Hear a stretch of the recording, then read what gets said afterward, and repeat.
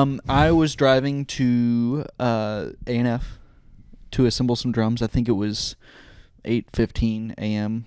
Not that anybody's counting. And I was coming around a corner in Spicewood.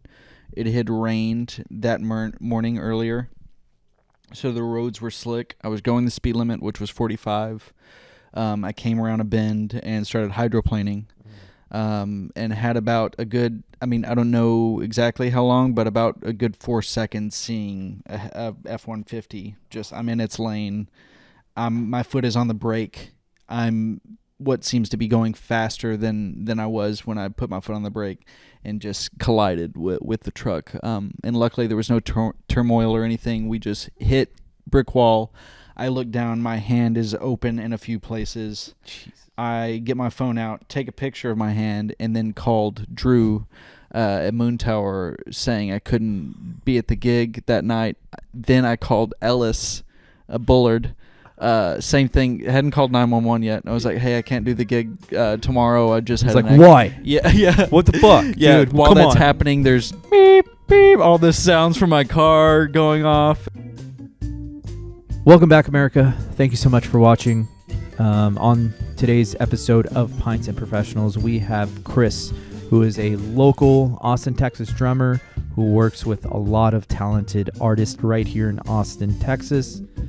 And he is such a kind soul, has a lot to say, and I'm excited to share his story with you.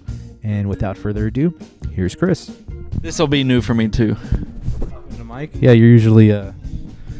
You're not the guy behind the microphone. If I am, it's being held for me, you know. What'd you get into today?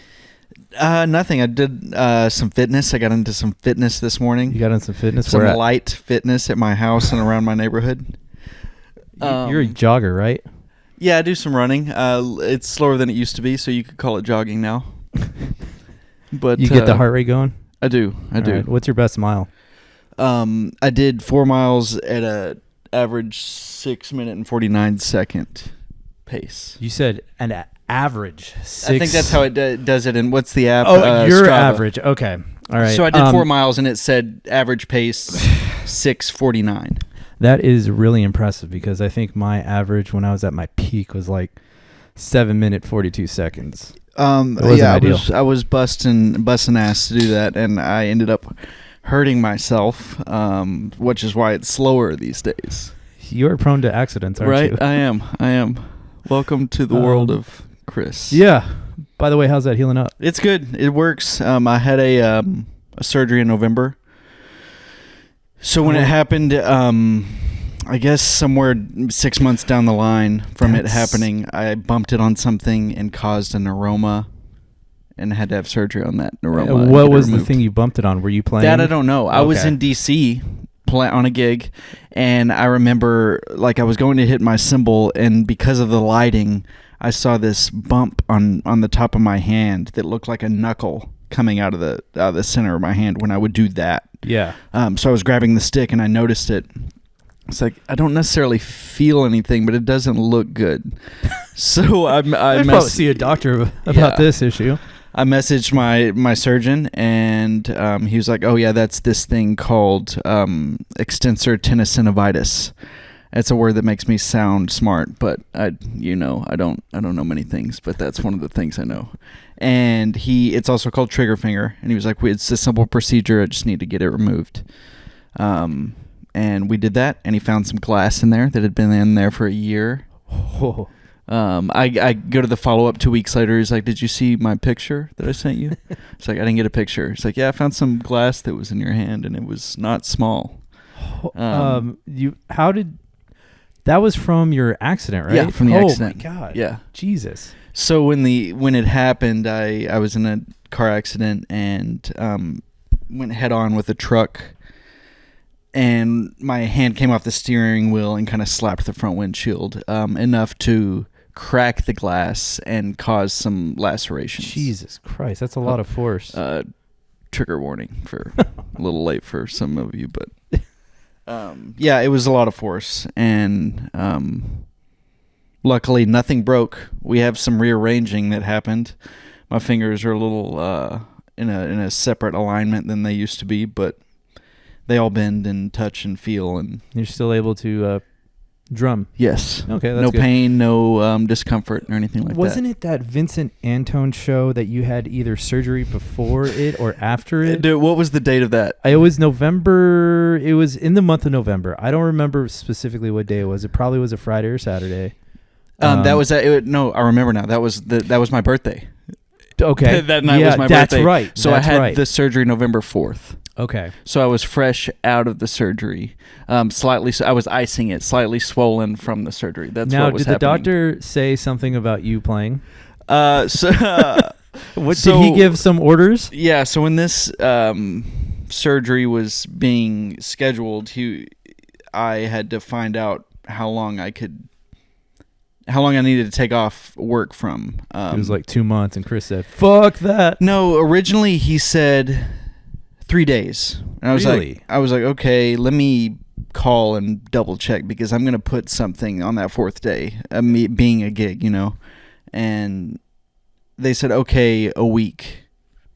Being 7 days, I went 5 and started again, and it was a little swollen, but luckily it didn't reverse anything, and everything is working properly. So And no pain. no pain. Okay. I mean, though that first gig after the surgery, I wouldn't call it pain, but it was swollen and Discomfort. Discomfort. Okay. There was tension there, and but it looked kind of blimpy, if you will. Looked like this is a bad joke, but it looked like Brendan Fraser's hand Exactly. in the way. Yeah, in the whale. Yeah, bloated. Okay. And you just did something pretty cool just recently, right? Um, Being a drum tech on a certain Oh yeah, show. yeah. I got to. Well, I'm. Let's say I'm starting. I was eased into it yesterday. Getting to help out my good buddy Mike Gonzalez, Big Yeah. Mike. Set up drums and break down some drums for Kill Tony, which is pretty cool. That's Big awesome. fan of that show, so happy to help out where I can. What does a drum tech? What's your responsibilities when you are a drum tech? Because I've seen the YouTube videos. Yeah, and so I mean, could be a in lot of this things, right? case, I'm simply helping set up and break down. But on like if say you're on tour as a drum tech with a major label, you're setting up, breaking down every day, maintaining, greasing pedals, tuning drum heads, that kind of thing. Yeah, I should know his name, but there's a Kenny Sherritt's. I think it is Yes. yeah. He goes Yeah. on. Dude, it is so fascinating Totally, to watch. he's great, and he's when I answered that question that way, he was the guy I had in mind. He's doing it on that level for sure. I went down a rabbit hole, and I think one day I watched like 4 videos of his, and they're pretty long too. I'm like, oh, this is fascinating. He knows all the things. Yeah, so it gave me an idea of kind of like that's kind of why I started doing like behind the lens stuff, just because I don't know, I don't really consider myself an influencer, but I do think what I do is interesting to some people, and to be able to document. And at the end of it all, when I'm like 90 years old, I can just look back at those videos and like, oh yeah, I remember that shoot and what I did there, and God, I sounded like an idiot. But anyways, no, that's fucking awesome. How long were you at the show, or what time did you show up versus what time did you leave? So there was a little bit of separation yesterday because they ended up doing a double header thing where they do 2 shows in one day, Right. and I was a little late to the party, so I showed up for the second one, which he'd already set up for. So I just basically helped break down yesterday, Okay. which is what I meant when I said I eased into it. Yeah. But I was there from like 7 to the show ended around 10:30. After I know you can't really say who the guests are. Cannot say I who the know. guests are, especially But on I something know, like no. this. I was but- about to ask you that question. depending but on when this will come I out, know. but This is probably going to come out tonight or Okay, tomorrow. that should pretty, not. Yeah, I know. Okay, cool. But it was a great show. I'm a big fan of the guests that were there, and wildly enough, I sat front and center, right in front of one of my favorite comedians. So Isn't that dangerous? Kind of from like Totally, because and you're just in my mind I'm you're like, an open okay, range. when am I going to get roasted? Right, yeah. What are they can make fun of me for? Luckily, the only thing that happened were some cigarette and joint ashes. Flying near me. Well, But, I mean, given your profession, you're kind of used to that, yeah, right? I'm used to that, you know. Let's take it back. Where are you from? I am from a small town in northeast Texas called Paris. Paris. Enchanté. Yes, we. What do your parents do for a living? Mom is in charge of a kind of a gift type store that also does gift wrapping and shipping, and I don't know. It's sort of like a multi-facet store, you know. Kind of like a UPS store or FedEx? Sort of, but it's also mixed that with a gift store, like candles and like fragrances and blankets. I'd imagine and it's all a these small things. town, like Small community town. store where they kind of do a lot. Okay. Totally. Dad? Dad is retired. He was a Right on. Frito-Lay delivery man. He drove a Frito-Lay truck for a living. You know, I heard they make some pretty good money. It wasn't bad. It wasn't bad. We weren't rich, blue collar, but Right. yeah, that's what he did. So chips, and earlier in her career, my mom worked at Campbell Soup. So Oh, okay. yeah, chips and soup a lot growing up. That's not a bad Yeah. way to You know.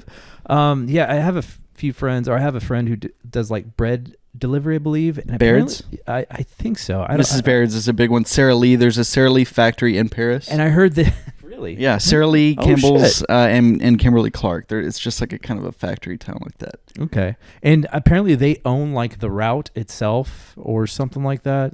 I don't know. There's What do you something mean? very lucrative. Like they own they own the trucks, or I don't know. They're Interesting. Yeah. I don't know. But I should probably have them on and ask Yeah, them a yeah. few questions. Okay. I love bread, so I'm curious I mean, who what doesn't bread like it bread? is. If Yeah. you don't like bread, then you're no friend of mine. Potato bread is the winner for me. You know? Potato bread. I'm a sourdough guy. Okay, I love sourdough. Anytime I go to IHOP or Cracker Barrel, I'm getting Some a butter side with of- it. I'm Yep. good. Yeah. Side of toast. When did you first start percussing? So, I was in band. So, start at the very beginning. Please. I, like most teenage boys do, I joined football in Texas, and this was the 7th grade was the first time you could join. Day one, practice one, they line up each team, or we're on the same team, I guess. Half and half of us are lined up facing each other, and the coaches said verbatim, "Hit him in the mouth." And when they said that phrase, one line knew to run and tackle the other line. You reset, they say hit him in the mouth, the other line goes. I went first. Not a big dude. At the time, the guy I went up against was twice my size and weight, probably. Did you have to pick your opponent? No, they oh, just lined Jesus. us up. Okay. Yeah. And then probably did that on purpose. They're like, put the big ones again, like a line of the big ones, a line of the little ones. Let's have some fun. So I went up against my guy, went for it, did not budge him, didn't move him. I was like, okay, his turn. He laid me out, took me off my feet, ran with me for a little bit, pushed me on the ground, knocked the breath out of me. I was like, I never want to do that again. Never again. Finished that practice, went to the principal the next day. I'm out of football. Get me out. What do I need to do? I'll join band. Was this during 2-a-days? No. This was 7th grade, so they didn't have 2-a-days. No, Yeah, this so was after for school. beginning of the school year. Yeah. Kind of, I signed up for football in 6th grade, going into 7th grade. This was day one. First 30 minutes. I mean, this was kind of drill one. I think maybe we ran some laps or something and then did this. How do you feel about that, looking back at it now? I'm glad I knew that it wasn't for me. Yeah. Like that first hit, you know. I knew I wasn't built for that. you Right. know? See, growing up, I also played football, and one of the things that we had was like, I think it was like a 40-yard dash there and back, and you had to make it under, I don't know, like 20 seconds. There was a time, but at a certain point, you were going to get tired, and Yeah. there's no way you could hit that fucking mark. Totally. They were just setting you up to fail and see how, and I'd never agreed with that. I'm like, dude, you know I can make it on the first try, but by the 5th try, I'm going to be tired. That's just, I don't know, that's biology. So why are we setting ourselves up to failure? And I never understood that concept. And in hearing your story, it's like, what if we didn't fuck up these kids right off the get-go? Like, I understand you kind of want to, Push. push them and separate out not the weaklings, but find your football team. But it feels like there's a better way to go about that. Yeah. But I guess in your case, it worked out. It worked out for me. Yeah, because it taught me immediately. It was like, yeah, here's a sign. You can take it with it what you want. But I took it that I shouldn't be doing this immediately. So you went to the principal? I didn't even talk to my parents or anything. I went to the principal the next day. I was like, I'm getting out of football. What do I got to do? And he tried to talk me out of it, kind of like, are you scared? Why are you? But no, I just got obliterated. Yeah. I'm not. This is not going to go well for the remainder of my CTE in 2 weeks. Right, exactly. So I got in a band. There were not many instruments open because you kind of sign up early and they place everybody. Obviously, most kids want to play percussion. They placed me on trombone. Oh, okay. Which is the slidey the slidey instrument. And I did that for 3 years, 7th, 8th grade, 2 years, and kept catching myself looking to the back of the room at the percussion. I was like, I want to do that. And 8th grade summer, or maybe near the end of the school year, a buddy of mine, Tyler Merriman, to drop a name, he burnt me a CD of Enema of the State, Blink-182, and I heard that and I was like, okay, I have to play drums. I want to. Drums are what's going to be my life, and it kind of just clicked right in that moment, and ended up going to a different high school than I was feeding to, if that makes sense. I was supposed to go to a specific high school based on the middle school I was going to, but ended up going to the one on the other side of town. I can't remember why. Were you 5A, 4A, 3A? At the time, these were 4A. It was 4A. Paris High School and North Lamar High School. Pretty big. Okay. Yeah, and I was going to North Lamar, and when I went there and I was in band, they were like, "What do you play?" I just said percussion. And that's where it started. That's where they were like, "Okay, here's some mallets." And I remember, if you know what mallets are, it's a small like birch or rattan handle, and there's some felt on the top, some yarn, and he handed them to me, and I grabbed that felt yarn part, and his eyes got really big, and he put his hands around my neck immediately. It was like, you never grab mallets like that. This is 2003, 2004. Oh. And yeah, dude, and I remember like it being very intense, but I didn't think it was I didn't take it as like, I need to go tell my parents. I was like, okay, you don't grab mallets like that. So that was my introduction to the kind of extreme, like if you've seen Whiplash, kind of the way, that's obviously a J.K. Simmons. Yeah, right? exactly. But there are some intense music education teachers, but it worked on me, and I got really intense with it and fell in love with it, and was a teacher myself, So that's where it started. You were not on his tempo. Yeah, exactly. Playing the slide trombone, did that immediately open you up to ska music? No. I had no attachment at the time of music to what I was playing in band. It was two very different things to me. I was learning how to read, and it was just this different world from the music I was listening to at the time, which was like punk and metal. Yeah. And did Travis Barker lead you to ska music because of the Aquabats? No, I never. Why don't you like ska music? I can't say I don't like it. I just never.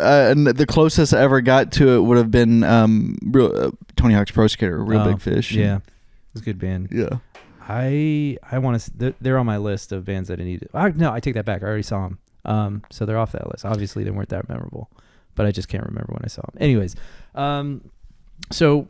Bowling for Soup isn't ska, right? No, I wouldn't. Sorry. I think it's like pop punk. They're from the area of Texas I'm from. So okay. I think they had horns or something, but maybe I'm just sounding like an idiot. I don't remember hearing horns in their music, but I'm not the avid Bowling for Soup fan. Same. So you got the mallets and you got choked out. I passed out. I was convulsing. Yeah. What growing up in high school, I assume you like did the football Friday Night Lights, playing in the band, marching band. Oh yeah, that became my the football experience for me, was being in the stands in the band and on the field in the halftime show. And that was pretty cool, right? Yeah, I loved it. I mean, there was part of me that knew most of my friends that weren't in it kind of saw me as a nerd, and I was like, kind of, high school mind is like thinking about what other people think about you all the time, but I loved it so much that I was going to do it either way. The main thing was the uniforms for me. I didn't really love putting on those the hats with the plumes, and Yeah, you can't really and look all cool that. in that Yeah, type of yeah. outfit. But When did you actually get on a drum set? It would have been 2004. I got my first drum set from mowing lawns. Nice. That's how I bought it. There was one music store in Paris, and they carried two brands: Peace, Peace, and Sonor. Really? Which is Sonor is a German brand. I don't know what Peace is, but I could afford the Peace at the time, and it was a white wrap, so the shells were white and all the hardware was black. And at the time, I was like, "That's the coolest thing." Just black and white. Yeah. I know we lived in Alpine, Texas, and we had musicians. I guess I didn't realize that. Yeah. We lived, oh yeah, that was magazines. Yeah, it was big. That and CCS. All I saw in there was Tama and Pearl. Yep. And so I got a Tama Rockstar or Superstar, whatever it was. I had those circled. That was like one of my dream drum sets at the time. Same thing. I think my parents helped me out a bit, but I forgot what I did to buy my first set. And then I had the Sabian B8s. Oh yeah, that's what came with mine as well. The B8s, the good old B8s. So, do you remember the first real? Yes. Live show. All the things, yeah. But to answer your first question, it would have been 2004, around that, maybe late 2003, but I think 2004, which was second semester of my 8th grade year, going into freshman. And I was in a band that played like Blink-182 and the songs I could actually learn, we could all actually learn being green musicians. I feel like trying to learn a Travis Barker song, it's totally, yeah. It's impossible, especially if you're starting out. Damn It was one we did, because it's fast, but it's kind of, the concept is simple as far as what you're playing. It's just very fast. That's what makes it difficult. That, and then I would probably slow down the whole time. I remember playing it one time live, but those first shows, I was so I didn't know how to handle adrenaline, and it was just almost like a blackout situation. The only time I can ever say that I've felt like I don't really know what happened, I was so excited to do it, and it was just a overwhelming feeling. But and so as you're playing in bands, I'm sure this school district taught you how to read music, correct? Yes. Okay, so that kind of helped you in further your career, I would assume, right? Totally. But later, I think early on when I was learning drums, also separate thing. The drum set didn't really start to connect with band and music and reading until college and late high school. Okay. It was just two separate things. Like me learning drum set stuff was at home, listening, playing by ear, trying to tune the drums to the way I heard them in these overproduced pop and metal songs and stuff, so I got to learn about tuning that way and figure out some things. But yeah, I don't know. Did your parents have a room dedicated for you to where they could pad it up? Nope. It was my drum set was in my room. I had my bed, my drum set, and then a small thing that held a TV that I just left MTV going pretty much, and would go to sleep with it and wake up to Hey Ya and Evanescence and the good old day of TRL. Oh yes, all those things. When they actually played music. Yes. And were there certain times when you couldn't play, or? When I remember getting my first... Obviously, late hours, but... Yeah, I don't think we had, a specific time. I would usually start practicing when I got home from school, and go until I was done, which was maybe a couple hours. I don't know. I wasn't really looking at time. I was just kind of going. But I remember getting my first double pedal, and when I was learning it, I would just sit there and not use my hands and just kind of... do that to figure it out. And I remember one time my dad came in the room, and I don't know how long I'd been doing it. He was like, all right you got to stop, because it was just so I guess the question I should have asked, were they home when you were practicing? Sometimes, not all the time. God bless your parents. Not all the time. Yeah. So this, Dad hung out in the garage often, so my room was kind of we weren't in a big house, but it was spread out enough that it kind of separated the intensity of the sound, Well, shout out to your parents. For real. So you mentioned college. Where do you go to college? It is now East Texas A&M. At the time, it was Texas A&M University Commerce, which is kind of a tongue twister. But okay. What did you go get a music major? Yeah, I did Okay. 2. I was music education and performance. There was only a few things I had to do to get both, so I kind of did a few extra things and got both degrees. Right on. And so what when did you get to Austin? 2012. And why did you pick this city to move to? I knew if I was going to be, I had to be in Texas because that's where I was certified to teach. Smart. Yeah, and I knew if I wanted to play, which I did want to play, this was going to be my best option. Okay. So it was here, and I also had friends that were here that kind of had a room. It was good timing. Sure. You said 2012, right? 2012. Okay. Did you have? So were your friends already kind of within the music community, and they kind of knew people, or how did you get in touch? Well, how did you start playing live shows here? Yeah. In Austin? So when I moved here, Tyler Merriman, I mentioned, gave me that burnt CD. He was the guy that lived down here. He went to Texas State. Eat 'em up. Played in some bands while he was there. Had a band. The drummer had to move away. It was just right timing of everything. So the drummer was in a room in the house that they were all in. He moved away. I had a room available. I was ready to move, and it was just right timing. They were sort of booking shows already, but I think it kind of started slow. We were mostly doing shows in down near campus, Texas State. And I naturally say San Marcos, but I know it's San Marcos. That's why I avoided saying it, but still brought it up and talked about it. I could go either way. It doesn't matter to me. Yeah. I always called it Texas State. Yeah, Texas I'm going State, down to Texas State. We were playing at Triple Crown. Yes, Shout out. that was the fucking Yeah. venue where I saw so many good bands there. Maybe you saw us. Who knows? Maybe The band was called Antiques at the time. Antiques. But What year was that again? that would have been 2012, 13, 14. I already had a tenure going on at Texas State, so I needed to get out of there as a Nice. student. Nice. So I was out of there by then. Yeah.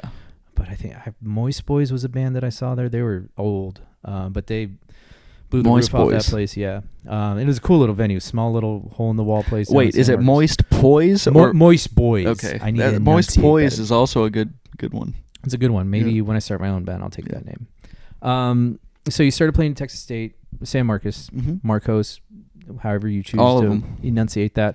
What were the crowds like when you would go to the show? Were they big, small? Smoky. Oh my God, I forgot. Yeah, you could smoke. Remember when we could do that? Holy and it was shit. like it was kind of I don't mean this in a bad way, but it made me think of like a bowling alley crowd. Oh yeah. There were some like I don't know, college age kids, but it was a lot of old. I remember like older people that you would normally see in a bowling alley. You know, mean that in the best way. At that age, were you wanting? How should I say this? Were you happy to just be playing a show, or was there something more that you wanted out of that show? Like, did you want each show to build on the previous show, to get better, more crowd, more audiences, or were you just ecstatic to be playing up on stage under lights, with a band? Both. Okay. I've definitely enjoyed playing. I think I was more wanting to build on the music than worried about the crowd. I guess I wasn't necessarily worried whether or not there would be one. It helps when there is one. It makes it obviously more fun and feel a little bit better, but it wasn't something I was thinking about trying to change at the time. Sure. Maybe a fault, but No. I'm just the drummer at the end of the day. You know? But like, I'm also trying to frame questions from like an economical standpoint. Like, the more people that are at our show, Totally. the more people that can spread the word of mouth and be Mhm. like, hey, we just listened to the awesome band. So I didn't think about it then when I was, videographer and going to shows. I'm like, there's minimal crowd here, but that doesn't mean that if there's just one person in the crowd, that means that one person's listening to you and they're enjoying the experience. At least I hope they are. And there's potential there for them to talk about it to other people. And so I guess the question I want to ask is, like, did you have Did you have a feeling like that? Like maybe this one person can lead to other things. Totally. Sometimes, Okay. and not know, like you never know if there's going to be that one person in the crowd. Yeah. You know, the one person that could change everything. You know, but I've gotten to meet some cool people from doing this. You know. Yeah. So after 2012, what were you teaching here in Austin?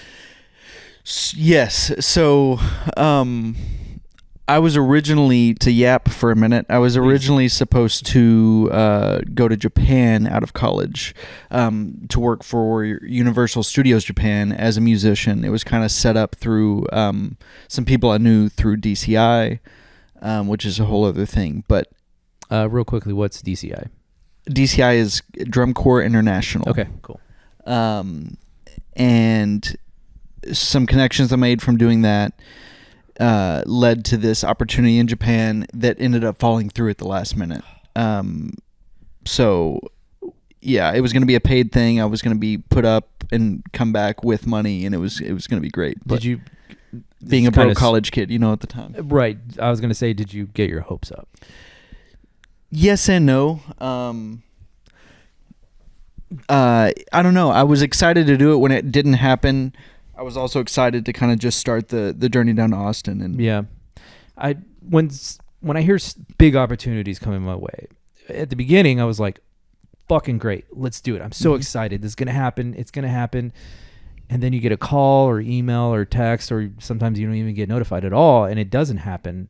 And so that has kind of trained me in a way to have this melancholy attitude about it. Like, I'm the same way. Great.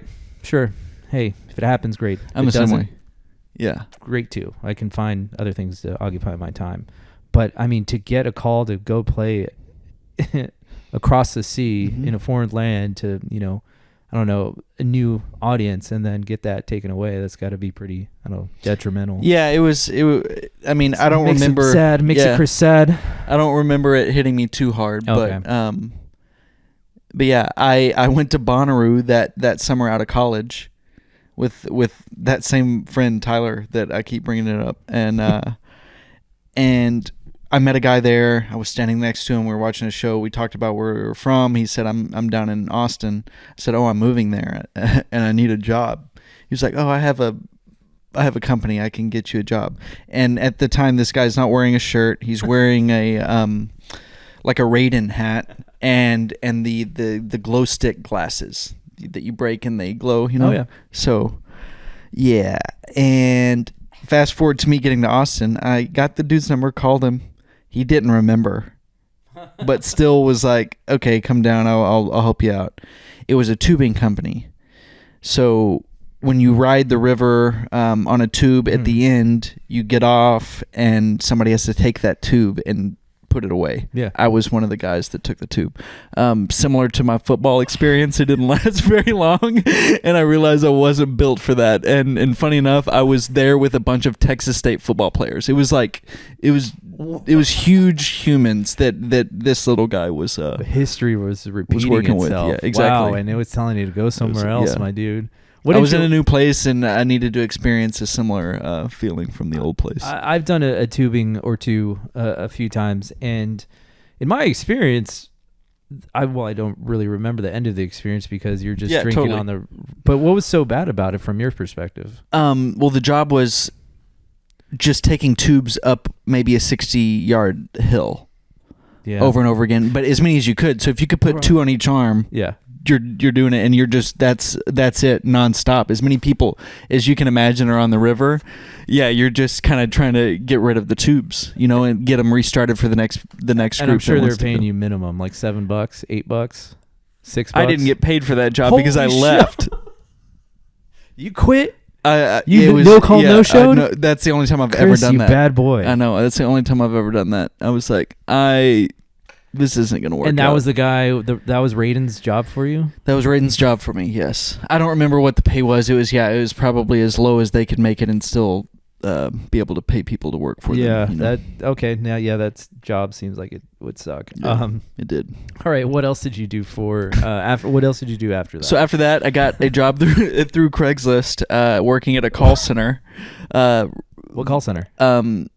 Texas.gov. Oh, okay.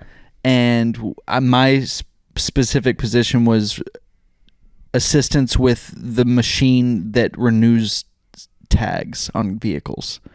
So the people that were calling me were people that worked in oil change shops and lube centers. Like your registration for your car. Exactly. Okay. But they were asking me, like, I had to walk them through typing in a password, and they would say things like, "Where's the J on this keyboard?" So that was my job at the time. I worked on Thanksgiving Day, Christmas Day one year. I'm glad my government dollars is going to your occupation at that point. Oh, yeah.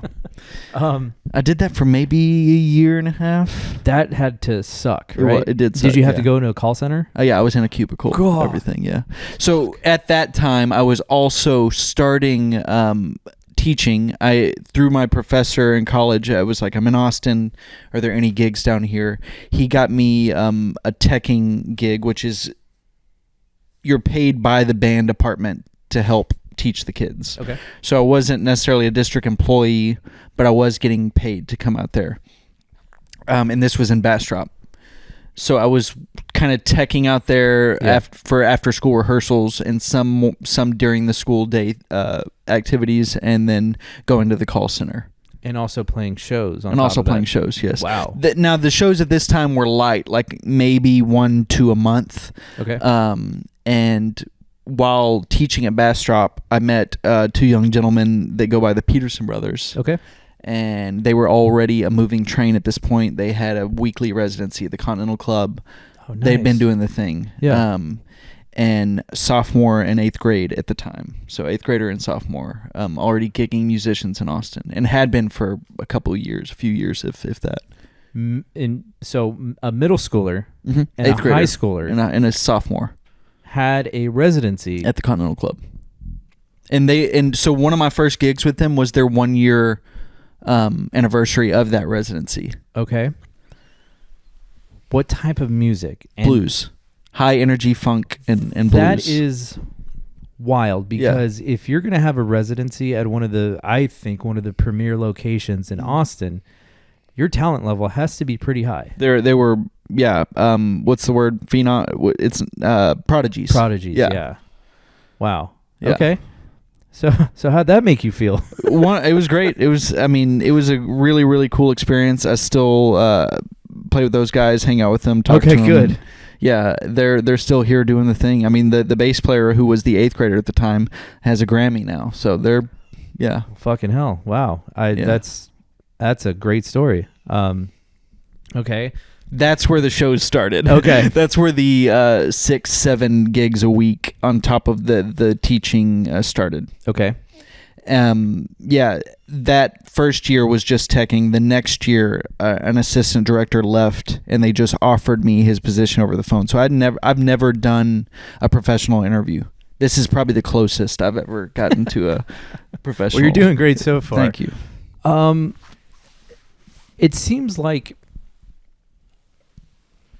you really have to love the grind to be, or maybe love the instrument so much that the grind is just part of it. Yeah, you know. And I feel bad calling it a grind, because it's your job. Yeah. You know, I think you replace the word with grind with it's my job, and that's one of the things that I've learned about this is, like, I just consider this my job. This isn't work to me. It's fun. I've done jobs that I've absolutely hated. Yeah. And anytime I'm like, or someone bails on a podcast, I'm like, I do get a little bit butthurt, but at the time I'm like, dude, it's not a big deal. Remember that job that you really fucking hated? Yeah, that sucks. This is just, put on a podcast, watch some YouTube, and tear down your shit. It's not that big of a deal.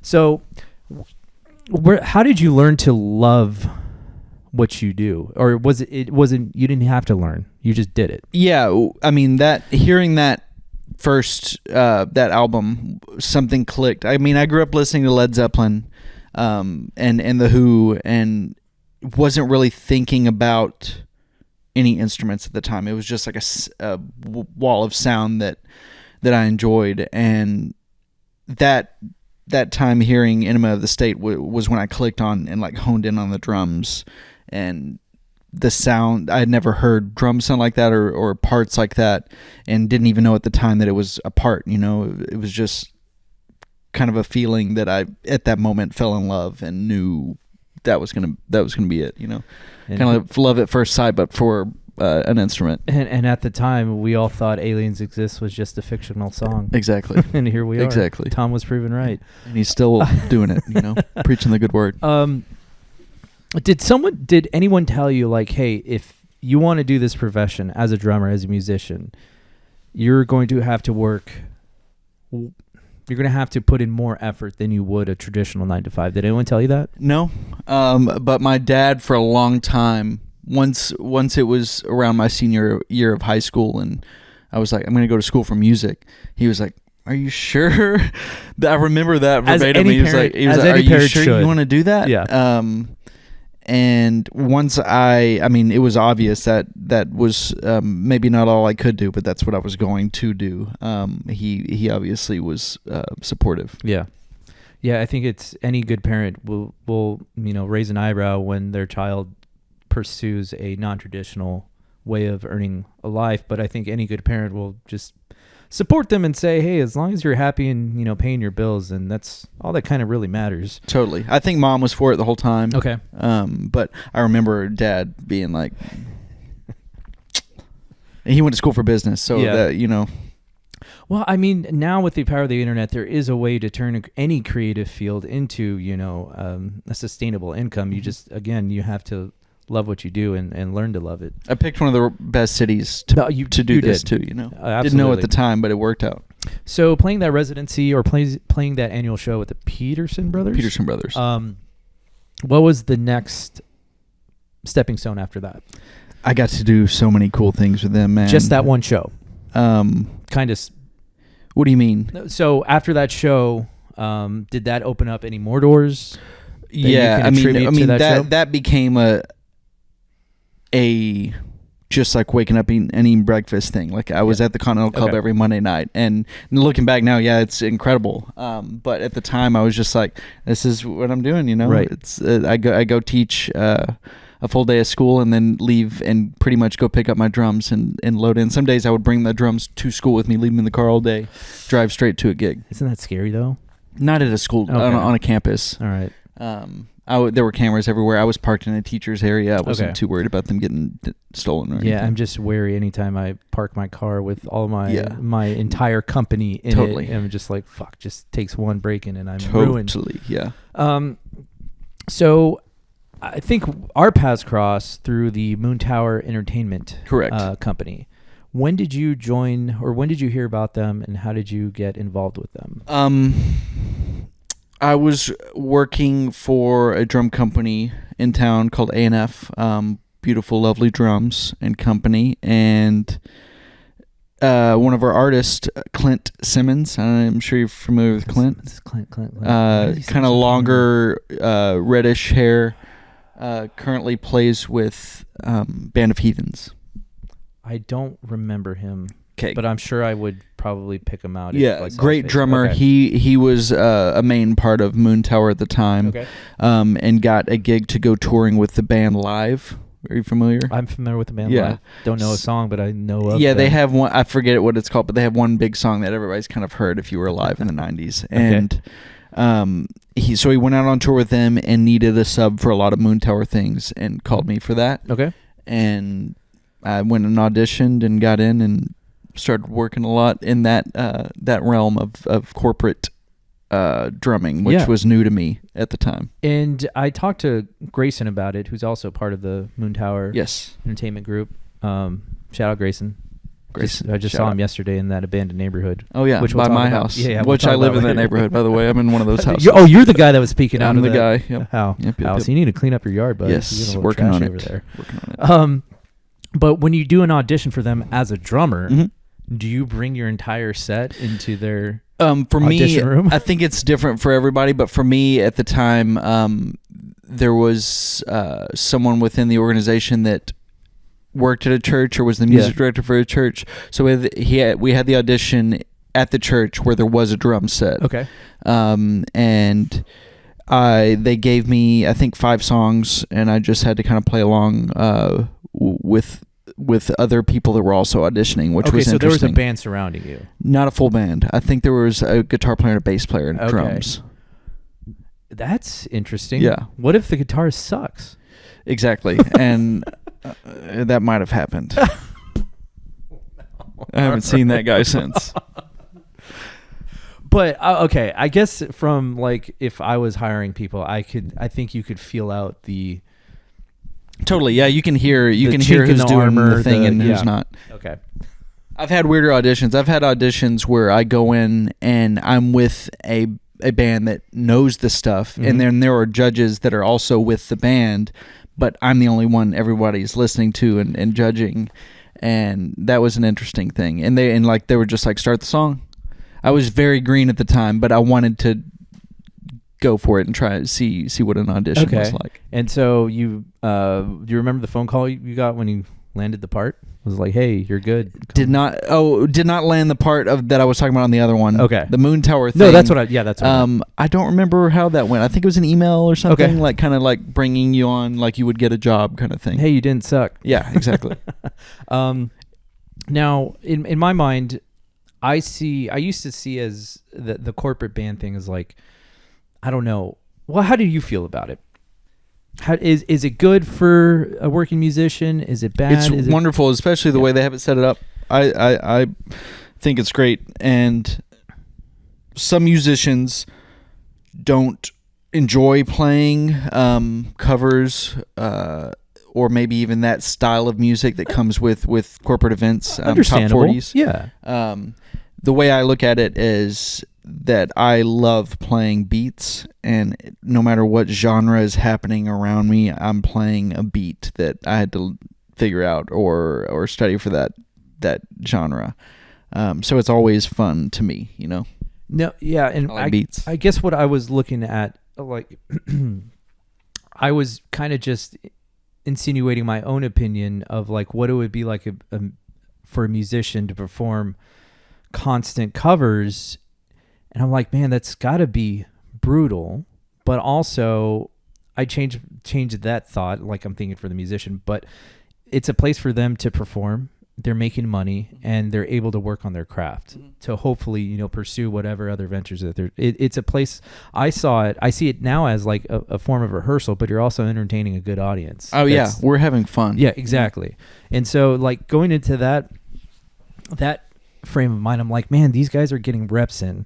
And then when you get an artist like Grayson, who's, pursuing his own musical career, and you take him out of that corporate environment, but yet you see him in it. Like I saw him at the Lauren the other night, and he put on his own show, he performed his own music. I'm like, holy shit, he's, I hate to say this, but he's a fucking real artist. Totally. And it's, for me, when I go into a job with Moon Tower Entertainment, the job is make sure it looks good, make sure it sounds good.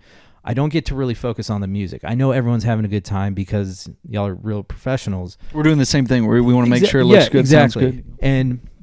But when I get into a intimate room where Grayson's singing, I'm like, they're fucking real musicians. They're real artists doing that. They might be playing a song you've heard over and over again, but if you isolate a singer, it's top-notch professionalism at its core. And for you guys to be able to do that 2-3 days back to back to back, I think it's very, very, it's inspiring, but it's also like, holy shit, these guys are the cream of the crop. Yeah, Moon Tower does a good job of putting together great players and singers, and it's fun for us to get to play with other people that have put time in on their instrument like we have, because there are times that all of us who kind of play at a higher level play with musicians that are maybe starting out or green, and it's I mean, I don't want to say it's bad or I get mad about it, but it's a different thing than when you're with a group of like high caliber musicians. I can't fathom someone green coming into like a band like Matchmaker Band and just being. It doesn't happen in those settings, right? But No, it's like I know. Yeah. Because that would be hard to do, and if a musician could do that, my God, he must be insane, or they must be insane. So I forgot where I was going to go with that, but I was going to ask: you've traveled around. Are there other businesses like Moon Tower Entertainment that I'm sure there are around, but it just seems like they're providing a high quality musician that I don't think anyone else is providing. Most major cities have things like this, and that only, I mean, they're going to draw the best musicians in that city. Yeah. That's just kind of how it works, because this is one of the, I mean, corporate work is one of the higher paying jobs unless you're touring on a really high level, you know. And it's also sustainable, right? Like there's certain people going to get married. There's certain people are going to get married. There's certain industries that are coming in for their convention. There's always going to be a need for live band performance. Mm-hmm. Now tell me, how do you feel about DJs? No, I'm kidding. Yeah, I mean, I've played some shows with DJs, and I think it's fun, you know. Oh. I don't know that. I'm gonna maybe hold my tongue on that one. Say it. No, I'm kidding. No, I've got no hate for DJs. You know, I wouldn't say that unless they are musicians outside of it. I wouldn't say being a DJ is being a musician. Okay, maybe that's a hard take. That's a fair take. I think the only exception is Vincent. Well, not the only exception. One of the exceptions. Well, Vincent. He's a musician. No, that's what I'm saying. I mean, there's DJs that literally just put together playlists, and I mean, there's some art to it and being able to build that. Sure. But playing an instrument, I think, is a different thing. There isn't. You are playing a computer and kind of technology. But that's, and you know. No hate. No. I know what you're saying. Don't worry. It's on me. This one, I'll take the blame. Yeah. But in my when I first started doing this, I got in touch with the DJ, and I had him on, and I'm like, all right, so what are you really doing? From my perspective, if I'm just going to a show as an audience, I just think you're pressing play. That's what it looks like. Sometimes, not all the time. No, right. Yeah. It's not all the time.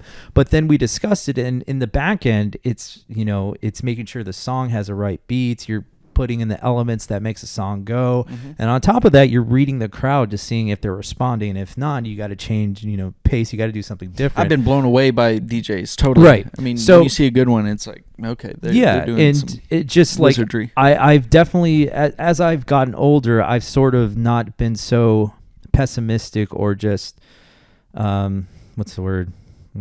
I don't know. I have an open mind when it comes to live musical performance and anyone that steps on stage, because I've seen the work that Moon Tower Entertainment does and the artists that work with them and all the effort that goes into that and the talent alone. And then I'm just like, okay, anyone who has the audacity and is brave enough to go on stage, I fully respect.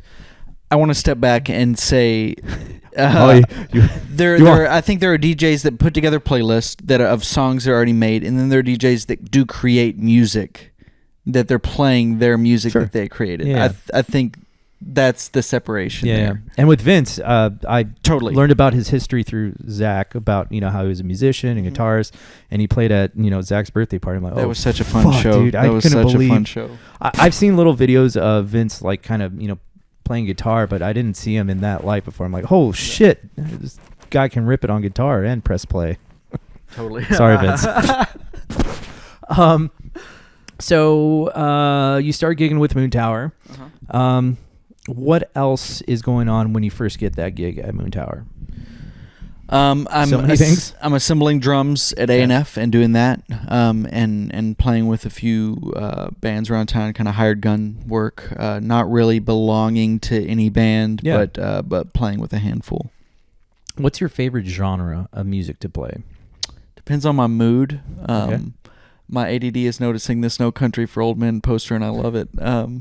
But I mean, the funk stuff is a lot of fun for drummers, but I also like really slow, like singer-songwriter stuff. I'm a big fan of drumming to that stuff. I wouldn't say really slow, but just chill, laid back stuff. Andrea McGee was really fun to play with. I don't know if you've heard her. I got to do some shows with her. Wait, are you serious? Yeah.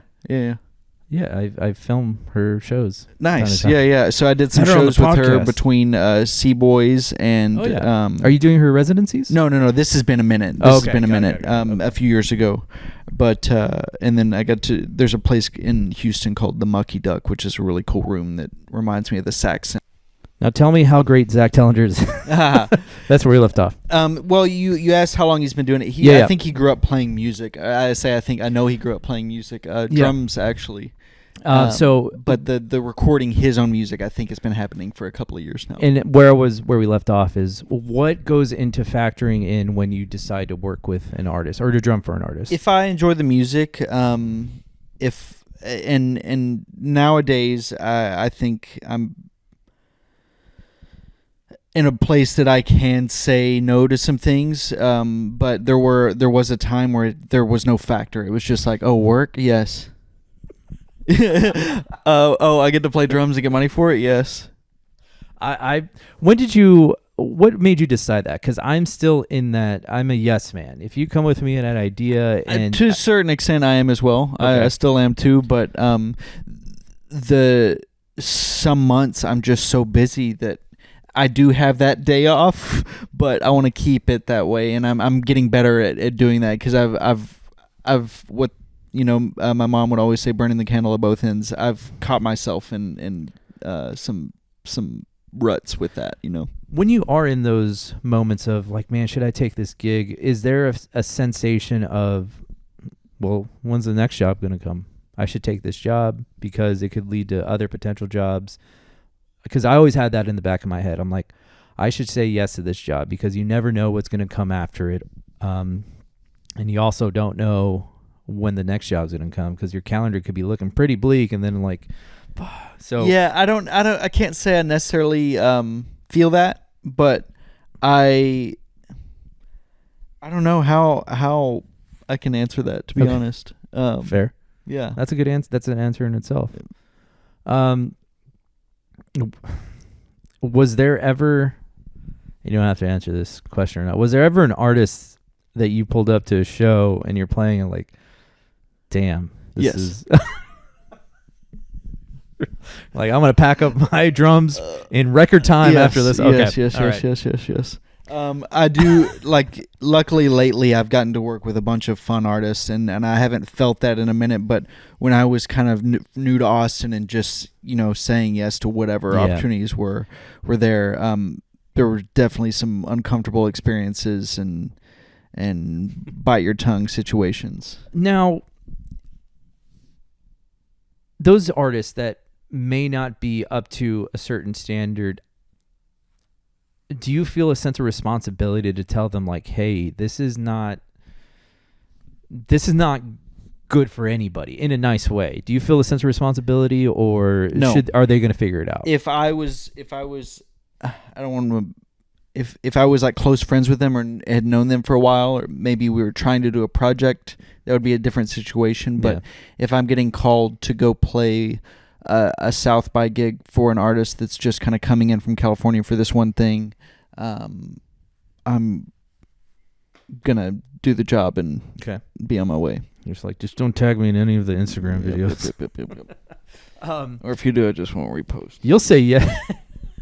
You'll say yes to just about anything. You'll jam in a fucking pastry maker. I will. Yes, well. Now, what is it about? Like, how do you feel you should stay sustainable in Austin as a musician in general? How do I feel that I should? Yeah, like, say if a musician's moving here from California or wherever, like, how should they be sustainable? What is a game plan that you could put together for them to make money? That's a tough question. It was a long road for me to get to a point where I didn't have to have supplemental income. Sure. So I would say maybe that's a good first step, is have something where it's kind of a job that you can go to and teacher, barista, anything. Yeah, if you can get it within music, being a music teacher at a music school, that's great. But obviously the goal is to have freedom to be able to say yes to whatever you want to say yes to. For me, that's how I looked at it. Right. My main goal out of college was, first and foremost, be able to pay bills with the drums. And I got to get to that point, so. And in regards to like musician experience, what kind of experience should a musician have, whether it be being able to read music, learning the fundamentals of being in a jam band? What kind of experience should a musician bring here to Austin to be a working musician? I can't say they should do anything specifically, but everybody's green at a certain point. No one just does it from the beginning. But to have experience. If you're getting it here, there are ways to do that too. There's I had a buddy of mine that is now super hardworking and steady working drummer in town, and he was at a Peterson Brothers show one night with his family in from Louisiana, and he kind of came. We didn't know each other, but he came up to me after the show and was like, "Hey man, I'm a drummer. I'm living in Louisiana. I want to move here. I just don't know if there's work." And I didn't know him. I didn't know really about his playing, and I just said, "There's work. Come on."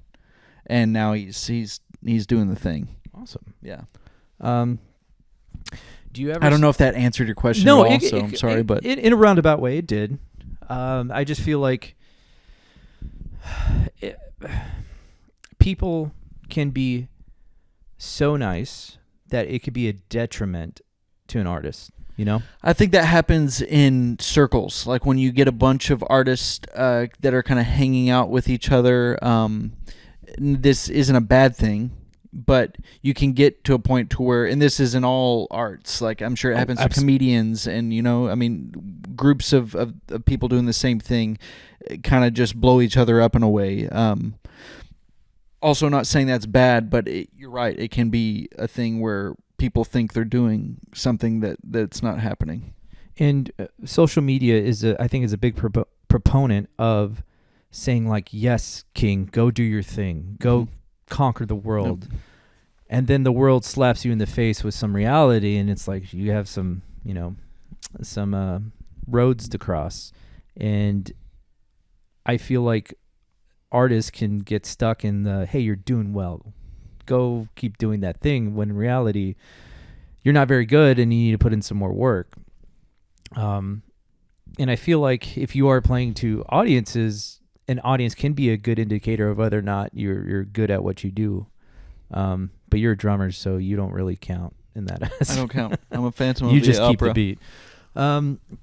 Now in all of your success so far as a drummer, is there any sense of imposter syndrome? Like, why do I deserve to be here? Maybe because I don't think I've gotten there yet. Okay. I haven't gotten that. You don't think you're successful? I wouldn't say that. I don't think that I'm where I want to end, you know? So I don't think I've gotten to a spot where I'm just like, I don't know. I'm not in a bad spot, but... No? What is that spot? What is that spot where you think like, I made it? That's a good question. Maybe I don't know the answer to that either. I just know I'm not there yet. Oh, well, let me ask you this. What is one artist that's on your bucket list of artists to play with? Well, I love Dawes. I'm a big Dawes fan. But obviously no one's going to be drumming with them. Yeah. He's got the thing. But there are bands like that are real bands, that it's not a person's name and the band isn't a changing cast of characters, But those guys are brothers, so that's why there's no way I would ever play with him. But that would be a bucket list band. Everyone says you're always 1 degree away from like achieving something. Eric Harrison is kind of he's played with the lead singer of Dawes, right? I didn't know that. Yeah. I didn't.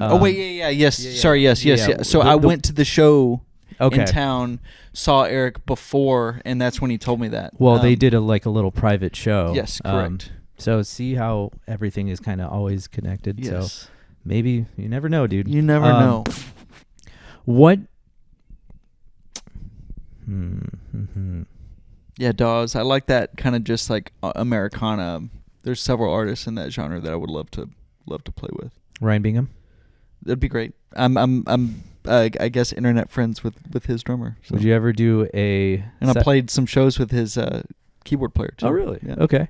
Would you ever do a side-by-side drum solo with Travis Barker?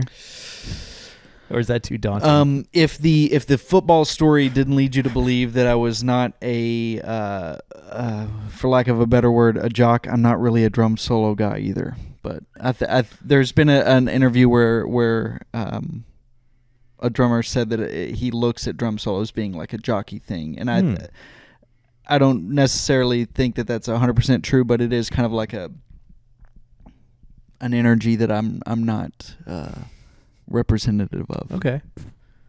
I practice the thing in the just like the flashy stuff, but I do. It is fun, but if I don't have to do a drum solo, I'm not the drummer that's like asking to give me one.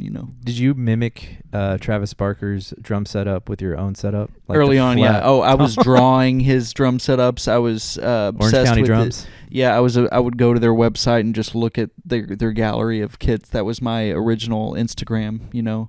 Just pictures of drums and I was obsessed with all of it. So was there ever a time when you're like, shit, this music thing might not work out? Yeah, and it was in college. It was just more along the lines of this degree thing may not work out. Like it was tough for a person with my IQ.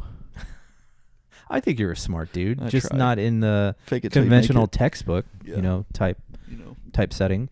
Talk to me about the pandemic. How did you survive that and get through that? Unemployment. Okay. But Did the city of Austin help you out? Did Ham help you out? all of the things, All the so things? many things. Moon Tower. Yeah, Moon Tower. It was all great. So that got me through it, but mentally I thrived in a way. I think it was a good reset. Yeah. I enjoyed the days of nothing. I was still doing things, but it was just nice to not, after a long period of waking up and immediately like, okay, what do I have to do today? Yeah. Just not having that for a minute. I know we kind of glazed over your accident. Can you talk about that? Do you want to talk about that? Yeah, we can talk about it. What happened? I was driving to A&F to assemble some drums. I think it was 8:15 a.m. Not that anybody's counting. And I was coming around a corner in Spicewood.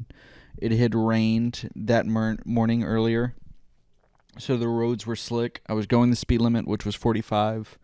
I came around a bend and started hydroplaning, and had about a good, I don't know exactly how long, but about a good 4 seconds seeing a F-150.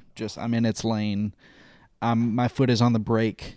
I'm what seems to be going faster than I was when I put my foot on the brake, and just collided with the truck. And luckily there was no turmoil or anything. We just hit brick wall. I look down, my hand is open in a few places. Jeez. I get my phone out, take a picture of my hand, and then called Drew at Moon Tower saying I couldn't be at the gig that night. Then I called Ellis Bullard. Same thing. Hadn't called 911 yet. I was like, hey, I can't do the gig tomorrow. I just had It's like, why? Yeah. What the fuck? Yeah, dude, while come that's on. happening, there's beep, beep, all this sounds from my car going off. And so I heard sirens coming. I had assumed that part was taken care Did of. the truck T-bone you? Where did it? Just head on. Just head-on collision. Head-on collision. Airbags deploy. Everything. Dust is everywhere. And where was your phone? Like the fact that you're able to grab your phone. was in. I had it was a Toyota CHR. It was in this little pouch in this area under what would be the CD player and everything. And it just stayed there, and you were able to grab your phone. Yeah, because we hit head on, and it was. There was no spinning or anything. It was just stop. Okay. So and because luckily the front end didn't come all the way. The front end was flattened, but it stopped at about where the windshield starts. Why was your first instinct to grab your phone and take a photo of your hand? I don't know. That's what I did though. I still got the photo. When I hear that, it's like I need to provide evidence to. That was just my mind was like, take a picture of this and call your bosses, your employers that you're playing for in the next 2 days, and tell them you can't make it because, I knew immediately. I didn't know how deep it was, but I was like, okay, I'll show you the picture if you're interested. And it was a deep cut. Yeah. That kind of tells me that your mind is on your career 24/7, because it just seemed like I need to provide, because I am the type of individual that shows up where I'm going to be when you say I need to be there.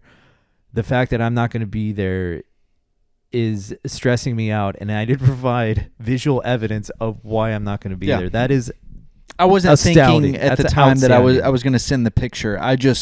That was the first thing that my mind went to is like you're going to want to remember this. Is what was that was the thing. I was like, this is extreme. You're going to want to remember this. What did the truck driver say? Was he angry? He was an older guy. Yeah. He was fine. I was like, I'm so sorry. At the end of the day, I didn't get it. It wasn't my fault. It was an act of God, is what they chalked it up to be. He's like, it's okay. Accidents happen. Yeah. And he was fine. I mean, he was in a F-150, a big lifted truck. Right. He was going to be fine either way. Did they take you to the hospital? I refused an ambulance. Why? Because I did. Money? I know horror. I'm a drummer, and I know horror stories of massive bills for ambulances. And at the time, I was thinking about that, and wasn't in enough pain to not fight it. So I was just like, I'll get an Uber. and luckily there was a very nice human there that said that she would take me. Didn't know her. She was just on the scene of the crash and took me to a near hospital. Okay. I'll call an Uber, he says, after a pretty traumatic. I didn't pass. I mean, there was one moment when I got out and they were like, you need to take your shirt off and wrap your hand. That I got a little nauseous, but I never passed out. So I was never in a point where I was like, this could be really bad. I was just kind of calm through it. When did the pain hit? Do you remember the pain hitting? It's weird. I didn't ever feel it as like major pain. It was discomfort. I think there were 2 days of like, ouch. Okay. After the initial accident. But it was just discomfort. It wasn't really like painful that I couldn't move around or get up. It was just uncomfortable, And then did the thought of not being able to work cross your mind? Yes, totally. The thought of like, shit, do I have enough saved up to carry me over to... All the things were happening, yeah. How'd you process that? I think, there was never a point. I didn't get low. Like, I never hit a place where I was like, this could be it. It was just no other option. The hand was still there. So okay, it was still functional. There was nothing I couldn't feel or move. It was just real tight because of all the lacerations. How much longer you had the accident? How much longer till you were able to play a show again? 30 days, and I was able to play a show. I saw you that night. That was the show that we played at on. Maybe it was that venue on 6th Street. If not, it was venue. No, it was. Oh yeah, it was. PD. You're playing PDA. Yeah, it was band. West 6th. I remember that. West 6th. What's that place called? Oh shit, I think it's called the Venue. No, it's the venue's on Dirty, like closer to 35. Oh, this place was yeah. further west, and I can't. Fuck. Yeah, I know what you're talking about. The ballroom. It's right by the Bear. The Belmont. Belmont. There you go. Thank you. All right. We got there. No, yeah, took a long way. But that to was get my there. first gig back. Oh yeah, and yeah, I was still slightly open. Crushed it that night. Thank you. You did a good job, per usual. So were you? I guess when you have would you call it a traumatic? Yes. Okay. That's got to put something in your head that, okay, I can't take this for granted. Totally. Yeah. Totally. Yeah. I mean, I can't. I've thought about, not that I've ever been in a fight or in the type of person that gets in fights, but I've definitely thought about if I'm ever in that position, this can't do anything. Right. So I got my right hand. So Yeah. if anybody's trying to throw down, you'll win.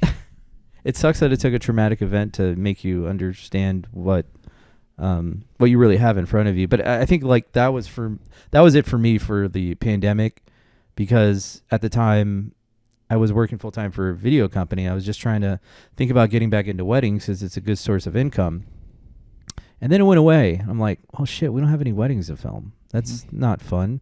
Weddings used to be when I did it for 7 years, it became a drag. It's like, all right, here's a reception. Everyone's going to dance. Maybe they'll dance. Maybe they won't. All right, let's just get to the sparkler exit. Then it'll be fucking done. And then my night will be over. Then I have to go home and edit this shit. And it really was like that. Yeah. And that's part of the reason why I got out of doing them, because I became so unappreciative of it. Then they got taken away. And I'm like, well, that kind of sucks. And then I remember doing my first one. It was my buddy's wedding, Zach. I filmed his wedding. I'm like, this is nice. This is nice seeing people get together. This is nice seeing families. And as you get older, you understand that you're only really getting together with families during funerals and weddings. Mm-hmm. So, just be appreciative of this time. Be appreciative that the couple fucking hired you and gave you a good paycheck. And just if anything, like, force yourself to be happy, even though, there's other things on your mind. Like, just be in that moment. So I think that was that was one of the few good things that came out of the pandemic, is I became more appreciative of just being around people, being around large group of individuals and families, and being in a big party that, Moon Tower Entertainment puts together at a wedding. So that's all the questions I got. Nice. We are well over an hour. Oh, sick. Oh yeah, I forgot to ask you about your cat.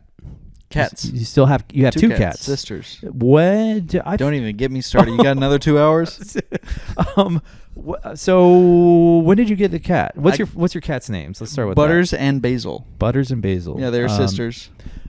Really? Yeah, so you've had sisters. 2 cats this whole time? Yes. Oh shit, I didn't know that. Butters is the camera favorite, so okay. She's often the one that gets seen on my Instagram. Okay. But Basil's definitely sprinkled in there. Okay.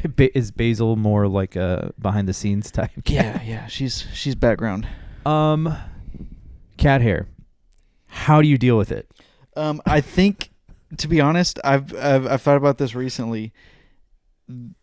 These pants used to be magnets to them, and I think maybe the clothes just get desensitized to it or something, because you wash them. It hasn't been an issue as much lately. Okay.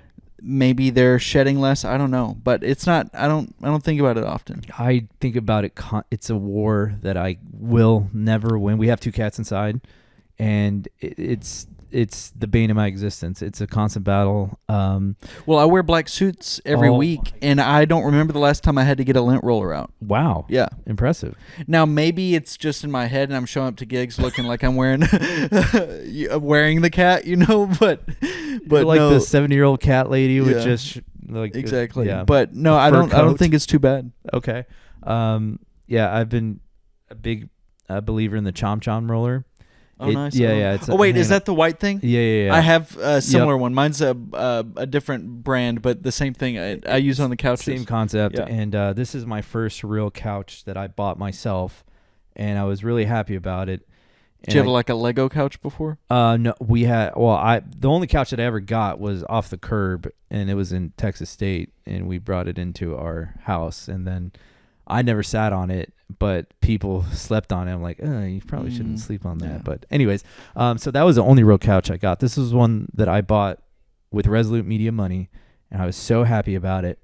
And I told my wife, I don't know if I want the cats on it. I just don't know. And so I'll leave the garage door open. They'll come out here, and they just get on here. I'm like, all right, guys, yeah, just hang out. It's fine. I don't care anymore. And I'll get the Chom Chom roller, and I'll sprinkle. I'll take it off, but. God, do they shed everywhere. It's one thing I know about them is that if you don't want them somewhere, that's where they want to be. Yeah. How often are you changing the kitty litter? Every day. Every day. I think I can get away with every other day. Yeah. It's not that bad. What kind of kitty litter? I try to get the scentless clumping. Okay. Just so I'm also thinking about them. I don't want them getting a bunch of weird stuff that they're breathing in. Yeah. Cool. But I don't know the brand. I just go to Pet Supply Plus. Oh, I live right behind that. We have my wife does it. We have the delivery thing. I don't forget it's called Pet Supply or something. I don't know. No, I know, Chewy. Yeah, there you go. Yeah, Chewy's the one. Yes. Yeah. All right, dude. That's all I got. Sick. What are you up to this weekend? Work, and then other than that, I got a couple gigs. Any residencies? We have a Thursday residency. Is that Half Step? No, it used to be Sundays on Rainy at Eisenhower's, which closed down. Now it's Thursdays on West at Parlor and Yard. Okay. But this week that is in play, replaced by a corporate event that we're doing. So yeah, it sucks short answer would be no. Sucks that Eisenhower's went away. That was a fun little venue. Yeah, I think something else will end up there. Yeah. But who knows if we'll be back. I enjoyed the time frame we had. And it was on Sunday from 4 to 7, and none of us are really doing anything that time now. But the new one is just in a different time, different day of the week. Better, so worse, or I think it's a new location on a new day, so we have to just work on building the crowd. We had a kind of a built-in thing going on Sundays. So. What the hell else? Oh yeah, any shows with Midnight Snack coming up? Or have a midnight I just snack? Played the airport with them. I saw that, and we have a corporate thing we're going to be doing coming up, but no public midnight snack shows that I know of at the moment. Weather's not ideal for midnight snack. Say that again. The weather's not ideal. Exactly. For midnight snack. It's not our season. Quick cue: when you do play at the airport, what's the process like? Do you have to go through TSA? We have to go through TSA. Okay. We show up. And go to an office that we give them our ID, say we're playing. They type in our address every time. They print out a photocopy of like a badge saying visitor. And then we go to the opposite side of the airport and go to the known crew member check-in, so we get to bypass the line. Usually there's like one or two people in front of me, but we still have to go through security after that. Where do you park? Do you like park at the closest the closest garage? I think it's called the Red Garage. Right. But I park on the ground level and walk across straight. You have to carry all your... No, there's drum set. There's actually A&F drums there at the airport. Shit. So there's 2 stages and 2 full kits. I have to bring sticks, and I could even not bring those, but just bring my sticks. And that's good to know. It's great. It's a great gig for local bands. They bring in a lot of local musicians, and especially South by week, they go hard, and it's bands all day. So that as people are flying in, there's just music happening right when they land. That's awesome. Yeah, it's cool. It's a cool thing. Michael Pinnock is over there. Shout out. He books all the bands and is kind of over all of the music that happens there at the airport. Okay, well, I'm gonna put that definitely in an Instagram reel, and please tag him. Yes, he's if he's on Instagram, I'm not sure, but he's a good dude either way. We'll make it happen. Yeah. We'll figure out a way to get it to him. But yeah, that's awesome. What else did I have of that? Or I had some more cues about playing at the airport. Yeah, it's an interesting thing. It definitely feels different than loading into a normal gig. Going to a normal gig. You're bringing in weapons of mass rock percussion. There you go. Damn it. Good job, Chris. I tried. Las Vegas. Let's talk about that. Real quick that was with wild. Midnight Snack. Yeah, that was wild. How'd that come together? Mr. Zach Morgan. I've been trying to get him on the pod, but he's too busy to answer my texts. He's too busy puppet mastering. That's cool. He knows everybody and had a connection there through the person that was in charge of the event, and they contacted him. I don't even think he was like pursuing it. I think they contacted him. It was like, hey, could you guys do this? And we played the Raiders Stadium, which is, I think, the newest football stadium in the country. I believe so, yeah. Either that or a Minneapolis one, Vikings one. Anyways. Again, from the earlier story, I know nothing about football, so... Yeah, we got to play for a lot of people. I forget the number. It was in the teens of thousands, I think, for Amazon. It was a company event, and we opened for Maren Morris, who's a major pop star from Arlington. Oh, right on. Did they pay your entire way? Flights, accommodations, hotels? We got taken care of. Yeah, we stayed at the Cosmo, which was really cool. And, nice. Yeah, it was a great experience. One of the best compensations I've ever gotten from playing drums. That's cool. Awesome. Did you go to the Sphere? We did not. We saw it, but we did not go. Yeah, it's one of my. Zach is what they call a Sphere head at this point. Oh. He only sees shows at the Sphere. Well, it's isn't what's that band that he really loves? It's Real Big Fish. Well, that one too, but no. Callback. The Fish. No, Grateful Dead. What's his name's playing with them? John Mayer. John Mayer. What are they- Dead and Co. I think. There you go. Don't they have a residency there or something like that? I don't keep up with it, but I know, I know they did I- at one point. I'm not I sure know if they still do. Zach was there when. I don't know how any of it works. If there's like residencies throughout the week and kind of, I don't know what's going on there. But it was a cool thing to see and kind of surreal looking to see a large bulb of a screen. Where is Chris Mead in 10 years? Who dat? Where are you at? I will be playing drums. No shit. Hopefully better than I currently am, and on a wider scale. Okay. Cool. Well, Chris, that's all I got. Thank you for your time. Thank you for having me. Thanks for coming over here, engaging in some insightful conversation. Sorry, DJs, if I offended you. I really didn't mean to. Yeah, they can get butthurt. It's okay. Yeah. They'll get over it. Cool, man. All right, that's it. Thanks. Thank you. Art America. That was Chris. Chris, thank you so much for coming on the show. He's a very busy, talented drummer who is providing services to a lot of local musicians here in Austin, Texas. And I can't thank him enough for the time. I can't thank you enough for listening to this podcast, for watching this episode, for liking, for sharing, for all the, internet things. Thank you so much, and God bless. Art America, thank you so much for... Fuck. We're going pretty good.